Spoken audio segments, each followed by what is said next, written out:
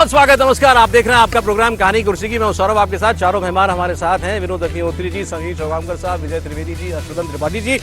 RSS की top decision making body की 3 दिनों की बैठक इस वक्त बेंगलुरु में चल रही है। आइए जरा उसकी बात करते हैं और यहाँ क्या अहम फैसले हो सकते हैं। ये बैठक किस लिए की जाती है, इस बार इसका एजेंडा क्या है, इसमें कौन कौन आएगा। आरएसएस के 100 वर्ष पूरे हो रहे हैं इस साल, इसलिए इस बैठक का महत्व जो है वो और बढ़ जाता है। कुछ डेटा आपको देता हूं। पहले इसमें लगभग 1500 प्रतिनिधि जो हैं वो शामिल किए जाएंगे, वो इसके अंदर रहेंगे। और इसके अलावा आपको बताएं, आरएसएस की अगर एक्टिविटीज की बात करें तो 83,129 स्थानों पर पूरी शाखा पूरे देश भर के अंदर लगाई जाती है। और आरएसएस की तरफ से बताया गया कि पिछले 1 वर्ष में 10,000 नई शाखाएं जो हैं वो लगी हैं। मतलब आरएसएस ग्रो कर रहा है देश के अंदर, और खास तौर पर उसका फोकस ग्रामीण मंडलों में ज्यादा है, जहां पर 3,000 शाखाएं जो हैं वो बढ़ाई गई हैं। इसके अलावा ये भी बताया गया है कि 89,700 सर्विस एक्टिविटीज देश भर के अंदर आरएसएस चलाता है, जिसमें 40,000 एक्टिविटीज एजुकेशन से, शिक्षा के क्षेत्र में जुड़ी हुई हैं, 17,000 स्वास्थ्य के क्षेत्र से जुड़ी हुई हैं, और 20,000 जो प्रकल्प हैं उसके वो सोशल अवेकनिंग के क्षेत्र में जो है वो चला रहा है। कुंभ के मुद्दे पर उसके अंदर चर्चा होने वाली है, और आरएसएस का कहना है कि महाकुंभ से हिंदू समाज का आत्मविश्वास बढ़ा है, और इसमें केंद्र और यूपी सरकार की प्रशंसा की गई है। मणिपुर को लेकर चिंता जाहिर की गई है कि 20 महीने से वहां पर अशांति है, लेकिन केंद्र सरकार के हाल के कदम कुछ भरोसा बढ़ा रहे हैं। उत्तर दक्षिण को बांटने वाली फोर्सेस पर भी आरएसएस ने कहा कि हमारा ध्यान है और हम हार्मनी के लिए काम करते रहेंगे। ये भी आगे कहा गया कि डिलिमिटेशन का मुद्दा जो अभी स्टालिन उठा रहे हैं तमिलनाडु से, वो पूरी तरह राजनीति से प्रेरित है। गृह मंत्री कह चुके हैं कि जब सीटें बढ़ाई जाएंगी डिलिमिटेशन के बाद लोकसभा में, तो वो राष्ट्रीय अनुपात में ही बढ़ाई जाएंगी। बांग्लादेश को लेकर के एक प्रस्ताव जो है वो लाया जा सकता है। भाषा विवाद पर भी इसमें चर्चा होगी, और आरएसएस का मानना है कि मातृभाषा सर्वोपरि है। इसकी चर्चा करते हैं। ये प्रतिनिधि सभा क्या होती है, आपको समीर जी मेरे ख्याल से सबसे बेहतर बता सकते हैं। सर, क्या है एजेंडा इस मीटिंग का? देखिए, प्रतिनिधि सभा की 3 दिन की बैठक होने वाली, आज कल और परसों 3 दिन की बैठक रहेगी। जब प्रतिनिधि सभा की बैठक होती है तो उसके साथ अखिल भारतीय कार्यकारी मंडल की भी बैठक होती है। बेसिकली 2 ही संघ की बड़ी बैठकें होती है। अखिल भारतीय कार्यकारी मंडल की बैठक होती है जो हर साल दशहरे के बाद और दिवाली के पहले होती है। ये फिक्स रहता है, दशहरे के बाद होती है, दिवाली के पहले होती है। उस बैठक में जो प्रस्ताव पास होते हैं, उस बैठक में जो प्रस्ताव लाए जाते हैं, उस पर फाइनल मोहर जो लगती है वो अखिल भारतीय प्रतिनिधि सभा की बैठक जो मार्च में होती है, होली के आसपास होती है, होली के बाद होती है, उस पर डिसीजन होता है। और इस साल जब ये बैठक होती है प्रतिनिधि सभा की, तो इसमें संघ के जो सबसे बड़े तो पदाधिकारी है, संघ प्रमुख मोहन भागवत, भैया दत्तात्रेय होसबोले जी, जिन्होंने भैया जोशी जी के स्थान ग्रहण किया हुआ है अभी सरकार हुआ है, उनके पूरे भारत भ्रमण का एक टूर प्रोग्राम बनता है कि कौन कहां पर जाने वाले हैं, और संघ ने पिछले साल कितनी शाखाएं बढ़ाई है, क्या काम किया है, किन क्षेत्रों में संघ को काम करना है, देश ने किन मामलों में प्रगति करी है, किस विषय में प्रस्ताव लेकर आना है, उसकी यहाँ पर चर्चा होती है। और फिर चर्चा के बाद प्रस्ताव इसके अंदर लाए जाते हैं। क्योंकि यह शताब्दी वर्ष है, 100 साल संघ को हो रहे हैं। संघ की पहली प्रतिनिधि सभा की बैठक 1930 में वर्धा में हुई थी, जो शुरू हुआ था। बीच में सिर्फ 2 बार संघ की बैठक नहीं हुई है। एक जब इमरजेंसी लगी थी और उस समय संघ पर प्रतिबंध लगा था, उस समय नहीं हो पाई थी प्रतिनिधि सभा की बैठक, और कोरोना काल में जो हुई थी वो वर्चुअल बैठक हो गई थी। अन्यथा संघ की प्रतिनिधि सभा की बैठक लगातार होते आई है, और 100 साल के कारण ये थोड़ा विशेष महत्व की बैठक मानी जा रही है।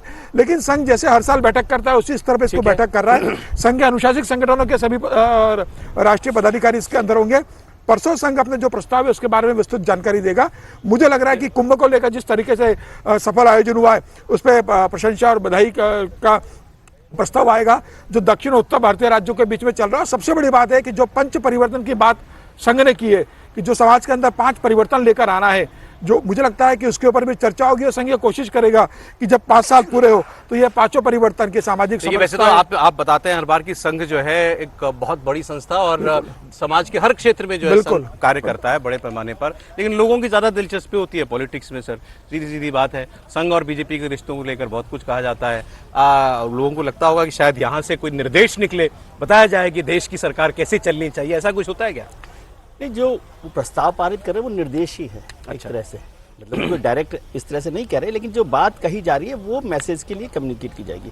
प्रतिनिधि सभा एक ऑडिट रिपोर्ट है, ऑडिट रिपोर्ट मीटिंग है, अच्छा, हमने क्या किया एक साल? हमने क्या किया और उसके जो सारे सहयोगी संगठन है जिन्हें अनुषांगिक संगठन कहते हैं, जैसे परिवार के, जैसे संघ परिवार आमतौर पर लोग भाषा में कहते हैं, हालांकि वो उसको परिवार के तौर पे नहीं कहते। संघ ने इसको संघ परिवार कहना बंद कर दिया, वो अनुषांगिक संगठन बोलता है, लेकिन संघ परिवार समझ सकते हैं मोटी भाषा में। तो वो जो सारे संगठन है, करीब करीब 50 है, ऑफिशियली 36 संगठन है, वो सब अपनी अपनी ऑडिट रिपोर्ट रखते हैं। बीजेपी भी आएगी इसमें? बीजेपी तो सबसे बड़ा संगठन है उसका, आज की तारीख में जो सबसे सहयोगी संगठन, टेक्निकली बीजेपी भी एक अनुषांगिक संगठन है उसका, उसमें एबीवीपी भी है, बीजेपी भी है। तो बीजेपी भी वहां रहेगी, बीजेपी के पदाधिकारी, शायद राष्ट्रीय अध्यक्ष जी और वो सब लोग रहेंगे, अपनी अपनी रिपोर्ट रखते हैं। लेकिन ये वाला जो प्रतिनिधि बैठक है, उसमें एक महत्वपूर्ण काम तो यह है कि 2025 का जो उनका शताब्दी वर्ष का समारोह है, उस पर क्या करना चाहते हैं, आगे संघ कैसे जाना चाहता है, और बहुत सारी राजनीतिक जो विचारधारा को लेकर कुछ कन्फ्यूजन रहा, उस पर भी अपनी राय वो साफ करना चाहता है। जैसे दक्षिण भारत और उत्तर भारत को लेकर बार बार बात हुई, वो भारत को उस तरह से बांटकर नहीं देखना चाहता संघ। डिलिमिटेशन पर उन्होंने कहा कि ये पॉलिटिकल है, लेकिन जैसे भारतीय जनता पार्टी जिस विषय पर सबसे ज्यादा परेशान रही, उस पर भी मणिपुर पर सरसंघचालक ने पहले भी बोला और इस बैठक में भी उस पर चर्चा होने वाली है।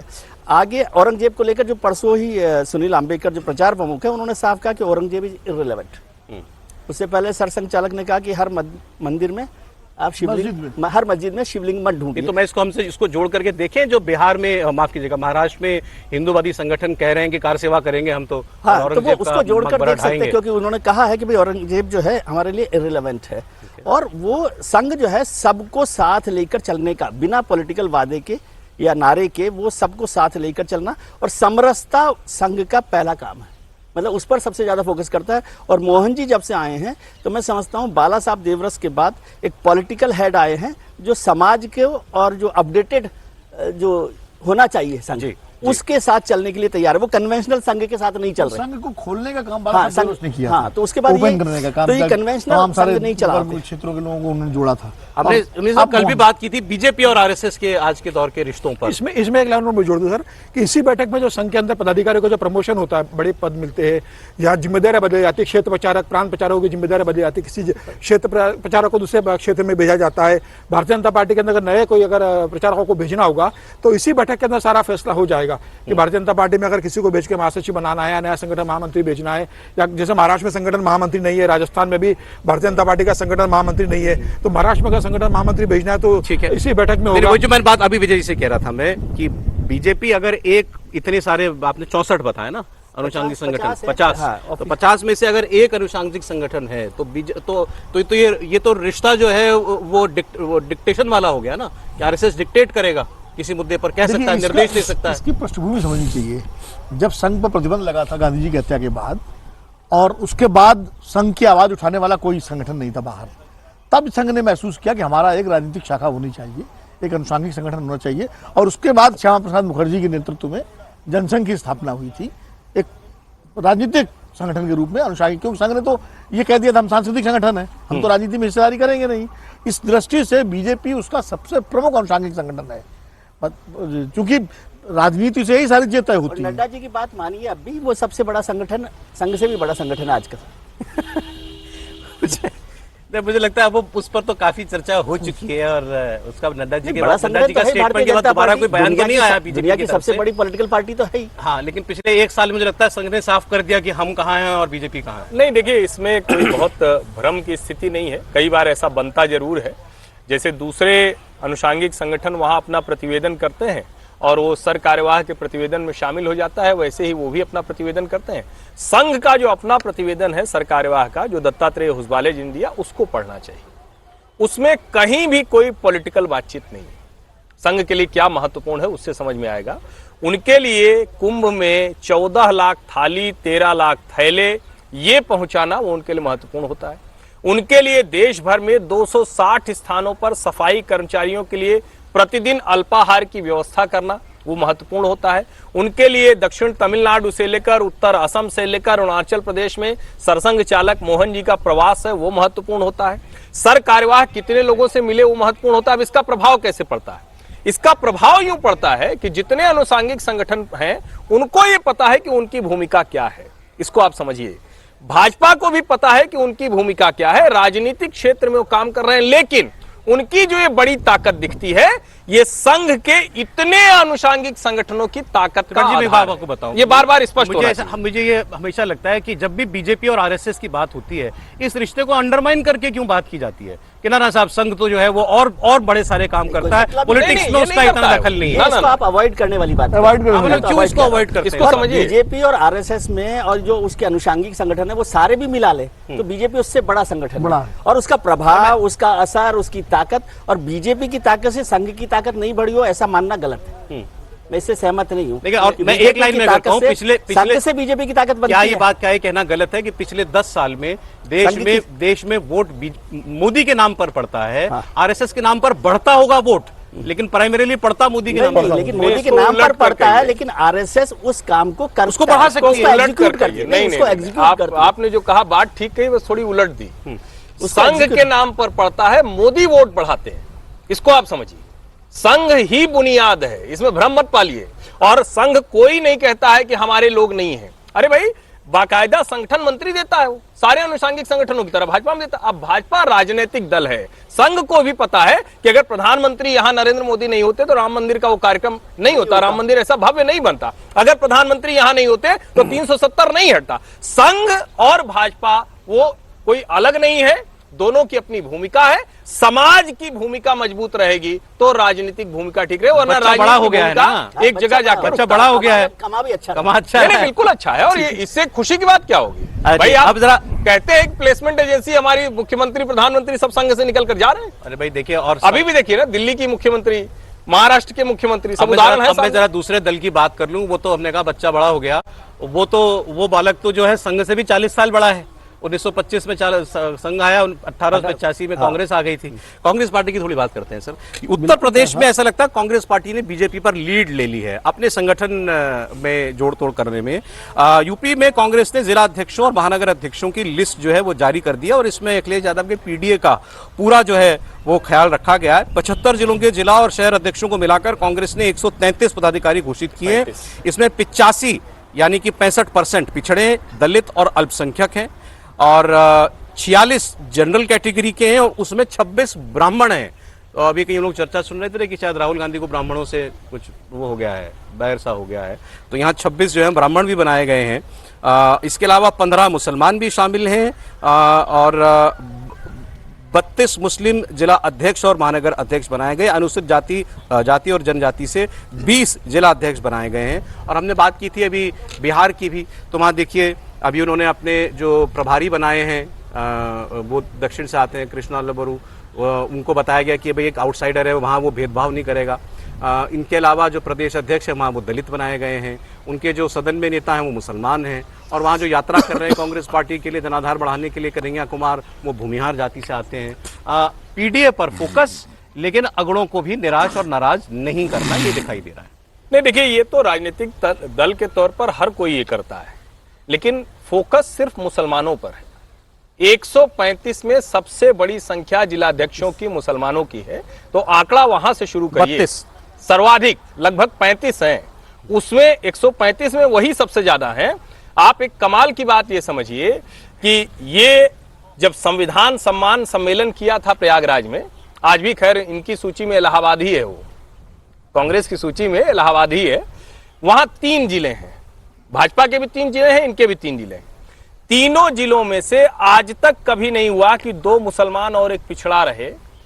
ब्राह्मण दोनों सीट पर दावेदार थे, शहर की भी और गंगा का पार की भी, दोनों को खारिज कर दिया गया। और राहुल गांधी का यह मानना है कि हमने जितना इन्वेस्टमेंट इन पर करना था वो कर लिया, अब इन पर हम इससे ज्यादा इन्वेस्टमेंट नहीं ये ऐसा करते। क्यों कहेंगे आप? भाई जनरल कैटेगरी से 46 बनाए, उसमें 26 ब्राह्मण हैं। नहीं, मैं इसीलिए तो कह रहा हूं कि जिनको आप देख रहे हैं वो तो बाइफर्केशन देखेंगे तो आपको और समझ में आएगा, वो थोड़ा और डीप डाउन जाएंगे तो। क्योंकि जब आप कहते हैं कि किनको बना रहे हैं तो किस तरह के लोगों को बना रहे हैं वो बड़ा महत्वपूर्ण हो जाता है। और आप उस सूची को देखेंगे तो वो जो राहुल गांधी का अपना एक एजेंडा है, और इसमें कोई गलत भी नहीं है। अगर उनको लगता है कि मुसलमान आ जाए, पिछड़े आ जाए, दलित आ जाए और उसके साथ वो ब्राह्मण आ जाए तो बड़ा अच्छा है, लेकिन ब्राह्मण उनके एजेंडे में नहीं। वो राहुल गांधी फोकस मुसलमान पे है, ये दिखा रहा है। मुसलमान पे प्योर फोकस है। सर, राहुल गांधी जरूर जिलाध्यक्ष बना रहे हैं, संगठन मजबूत करने की कोशिश कर रहे हैं, लेकिन संगठन की स्थिति कैसी है? पार्टी की आर्थिक स्थिति देखना चाहिए। महाराष्ट्र में 8 से ज्यादा जिले जहां पे कार्यालय खुल नहीं रहे, राजस्थान में 5 जिलाध्यक्षों ने कह दिया प्रदेश अध्यक्ष के कि साहब चाय पानी का खर्चा हम जेब से भर भर के परेशान है, कम से कम जो कार्यकर्ता आते हैं उनको चाय पानी पिलाते हैं उसका तो बिल दे दिया करो। नागपुर के अंदर जिलाध्यक्ष ताला खोलता है, खुद ही झाड़ू पोछा करता है कार्यालय का और फिर वो कुर्सी के ऊपर बैठता है। अगर पार्टी का जिलाध्यक्ष अगर झाड़ू पोछा पार्टी का कार्यालय में करना है तो वो पार्टी की बैठक लेगा कि कार्यालय की साफ सफाई करेगा। अभी तो मुझे लग रहा है कि चाय पानी के खर्चे भी अगर जिलाध्यक्ष देने की स्थिति में नहीं है, पार्टी की माली हालत ऐसी हो गई है तो जिलाध्यक्ष बना के पार्टी क्या अभी आप करेगी? कह रहे थे यूपी का कांग्रेस का रिशफल बताता है कि फोकस मुसलमानों पर ही है। कर्नाटक में भी मुसलमानों के मुद्दे को लेकर विवाद है। पहले उन्होंने कैबिनेट में प्रस्ताव पास किया था कि सरकारी ठेकों में 4% आरक्षण मुसलमानों को दिया जाएगा। आज वो वहां बजट पास हुआ तो उसके अंदर विधानसभा में वो बिल जो है वो पास कर दिया गया है और बीजेपी इसको बड़ा मुद्दा बना रही है कि ये नेकेड अपीसमेंट है, मुस्लिम तुष्टीकरण है। नहीं, देखिए, बीजेपी के लिए वो तुष्टीकरण हो सकता है, लेकिन हर पार्टी अपने जनाधार को ध्यान रखकर के फैसला लेती है। तो इसलिए कर्नाटक के चुनाव जीतने के बाद कांग्रेस को ये लगा कि देश भर में मुसलमान उसके साथ वापस आ सकता है, जो उसका पुराना वोट बैंक सर, इस पर बीजेपी की प्रेस कॉन्फ्रेंस चल रही है, मैं उसके बाद आ जाऊंगा। के पास संबित पात्रा इस वक्त बोल रहे हैं इसी मुद्दे पर। For the OBCs and has diverted it to the Muslims. This is not only unconstitutional, but this is also misadventurous. ये केवल गैर संवैधानिक नहीं है। इस विषय को कोर्ट में सिद्ध कर पाना और लीगल फ्रेमवर्क में स्टैंड करना, यह भी अपने आप में बहुत बड़ा विषय रहेगा। कहीं ना कहीं यह बात आज मैं बिल्कुल खुल के कह सकता हूं कि यह जो डिसीजन कर्नाटक के सरकार ने लिया है, यह तुष्टीकरण की पराकाष्ठा है। This is height of appeasement. हमने तुष्टीकरण सदैव देखा है कि कांग्रेस पार्टी और ये कांग्रेस पार्टी के जो घटक दल है, इनकी राजनीति परिवारवाद, तुष्टीकरण के आधार पर और जातिवाद के आधार पर चलती है। मगर जो कर्नाटक में आज सिद्धरमैया सरकार ने किया है वो तुष्टीकरण की पराकाष्ठा है और इसलिए यह कहना अतिशयोक्ति नहीं होगा कि Rahul is unfit for a sound political decision. Rahul Gandhi कहीं न कहीं पॉलिटिकली अनफिट हैं और इसी कारण से वो तुष्टीकरण के माध्यम से और अपीजमेंट के माध्यम से अपने राजनीतिक महत्वाकांक्षाओं को आगे बढ़ाने की कोशिश कर रहे हैं। Because Rahul Gandhi the sign of Congress. BJP खास खुलकर कह रही है कि ये फैसला राहुल गांधी के इशारे पर हुआ है और मुस्लिम तुष्टीकरण का एक सबसे बड़ा उदाहरण। इसे अपनी बात पूरी कर लीजिए, ब्रेक का समय हो गया। देखिए, ये संबित पात्रा उनका पार्टी का उनका फैसला है, उनका दृष्टिकोण है।